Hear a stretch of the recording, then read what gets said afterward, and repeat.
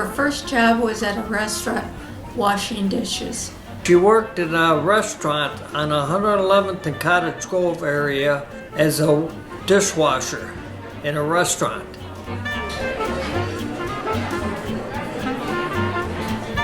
And she worked over here for a guy called Pete's, is on the other side of the viaduct on 111th Street by the Illinois Central.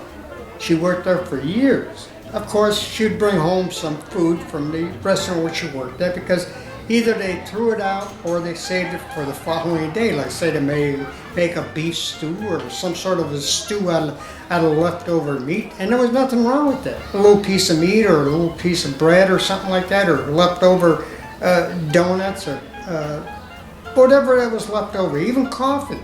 She'd bring home in a mason jar. I remember that. And then that restaurant closed. After the restaurant closed, she got a job across the Cottage Grove at the Hotel Florence as a housemaid. She got the job through a guy that sold newspaper underneath the bridge on 111th Street. He was a bookie, and he knew a lot of people, so he helped her along to getting the job there. And then she went to work for the Hotel Florence as a maid first, and then she became a boss there. She was a maid. She worked at the Florence Hotel, which is a famous hotel in Pullman. She eventually became the head housekeeper there.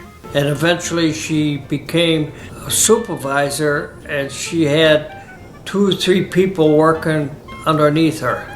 And later on, Mrs. Fischer, which is the owner of the Hotel Florence, asked her if she would be willing to accept this other job where she'd be in charge of all the other people that were working in there. And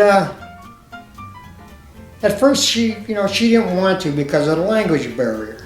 But Mrs. Fischer told her, "You're doing that job anyway, so get paid for it." So she did that. She took the position of the head person of the hotel. Yeah.